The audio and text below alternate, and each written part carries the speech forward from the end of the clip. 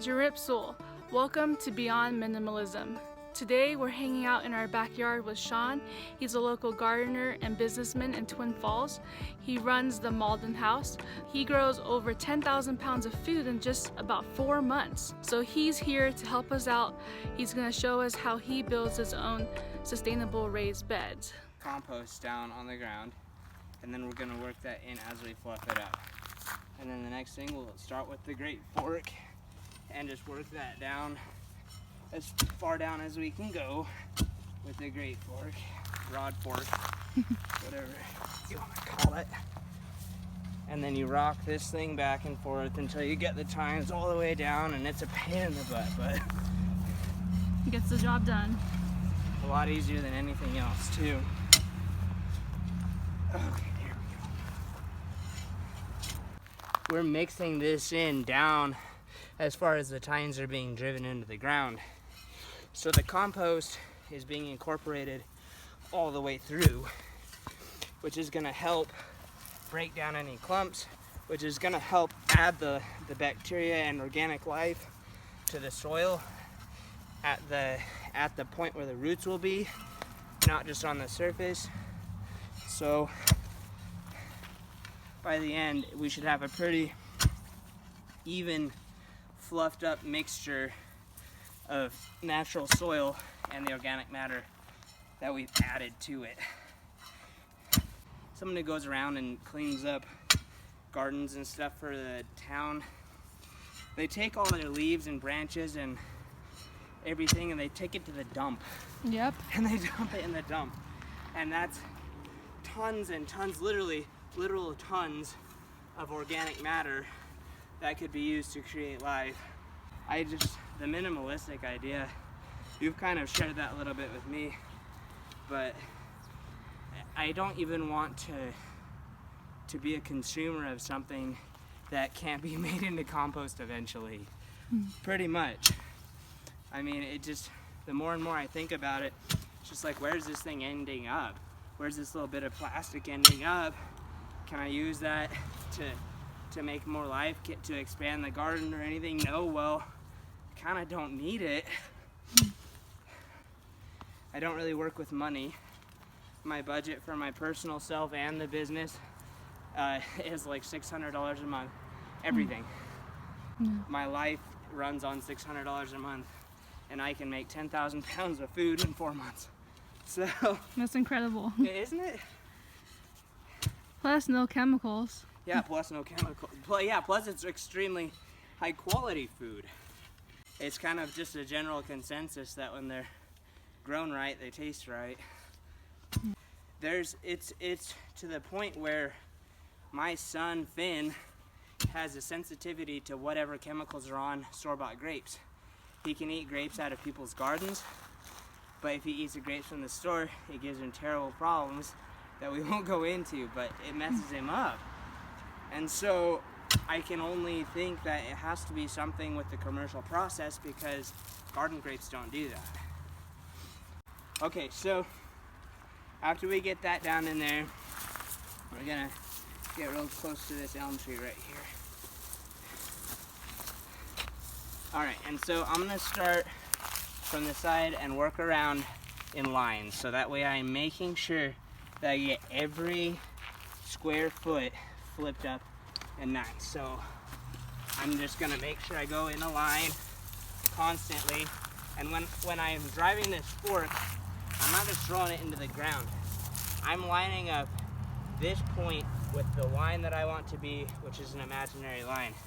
So when I'm doing this, it's a very deliberate thing, and you can see the deliberation I put into thrusting the fork into the proper spot by the line I create. And it's a nice straight line. If we find rocks, we'll just toss them out. And so we'll just go through. There's a horseshoe. Things you find in the garden.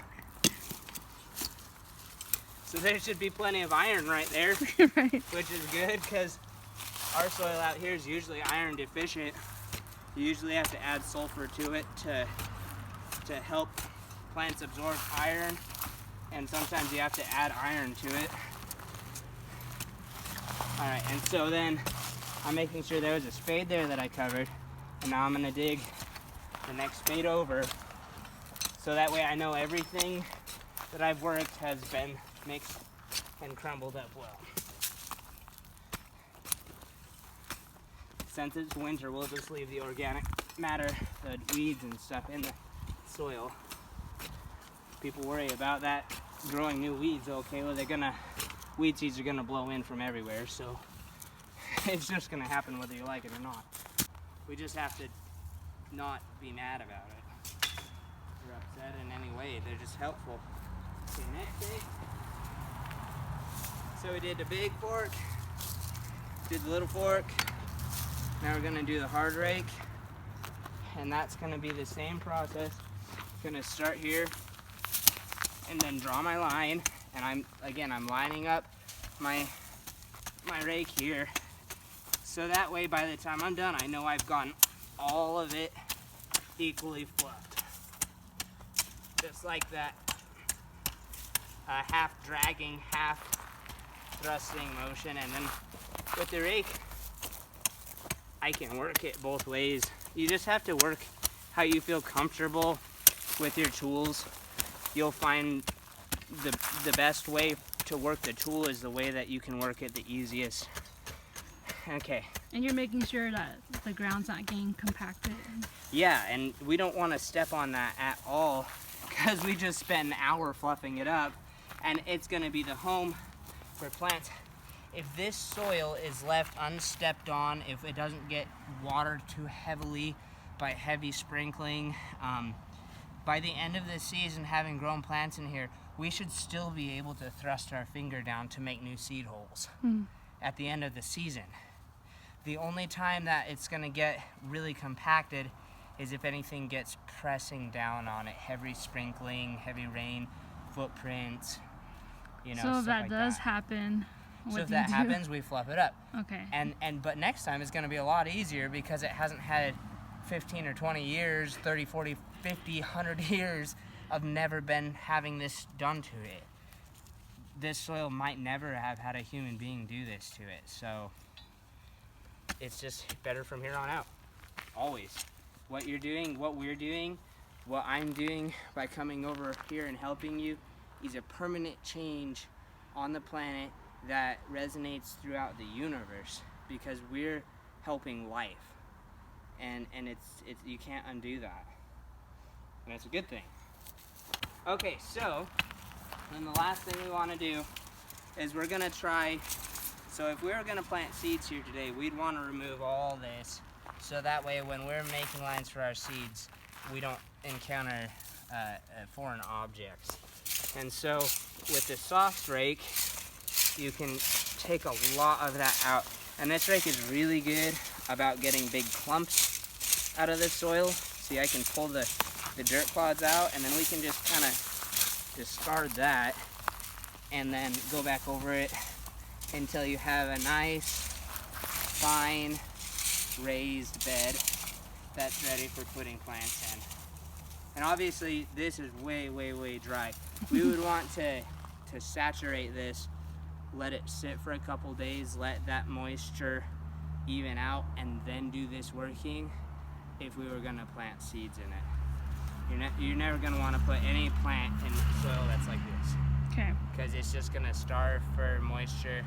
You gotta think, if you have a plant here and you water this much of the plant and all of this is dust, all of that moisture is just gonna be sucked out from that plant by all the dry. So when you're watering, don't worry about watering the weeds on the side. Just make sure that your plants have the proper condition. If something comes to compete against it, we'll just turn it into compost. We just want to make sure that the conditions for life are perfect for all plants. And then we'll select which ones we like the most. And so that's kind of how it's done. Dump the rest of the compost on those too, and if we have any extra we can put on these ones, but that will help all winter, and then by the time March comes, we should be able to drive this guy down all the way and really fluff it up, and your garden will take off.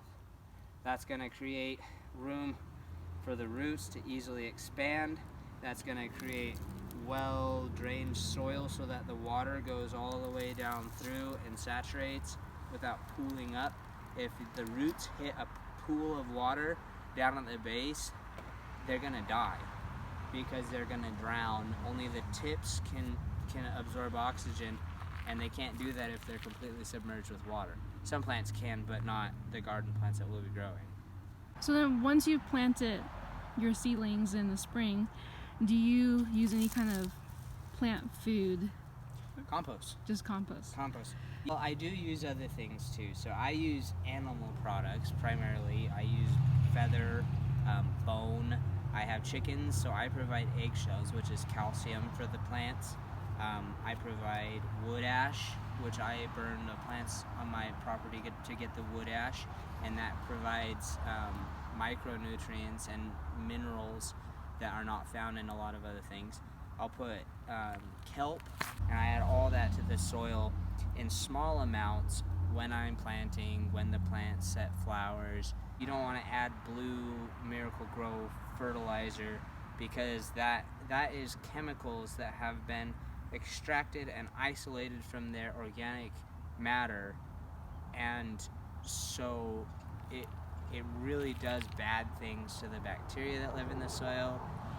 It makes everything burst up really big and then die back. It's kind of like saying I'm gonna eat a really high protein meal and that's gonna give me sustained energy, and then the next person is saying I'm gonna drink an energy drink and that's gonna give me energy. It's kind of the difference there. You're gonna see effects from the blue stuff, but you're gonna be doing harm to the overall development of fostering life in your bed. So we just want to add organic materials. So whatever materials you see fit, you just have to realize you want to get a little bit of the nitrogen, potassium, and phosphorus, and then the wood ash is for the trace minerals. And if you're doing that, most plants should grow for you. This soil, it's kind of a difficult thing, but so just the beginning is like kind of tough. The beginning is tough, and then if we add enough organic matter to it, even this soil is fine. Stuff will be plant food. Yeah. All of that's going to be plant food. All of this brown. And that's why you're kind of just letting it exist. Yeah, because it's going to be plant food because bacteria and funguses and everything are going to be eating these down when the compost is sitting on top of it. Leaves and sticks, they're comprised of a material called lignin, and so they're broken down by mold and not by bacteria. So it takes a lot longer to break them down, but any remnants of them we'll just rake with the fine rake before we plant seeds. Okay. And you can take any organic matter, compost that we make, even like grass clippings, any organic matter is going to be good. And then literally you can go through and just annihilate the weeds and get them all out super easy. These ones are all coming off because they're dead. You can pull them right out. Weed for being plant food, thank you weed. Yeah. For existing.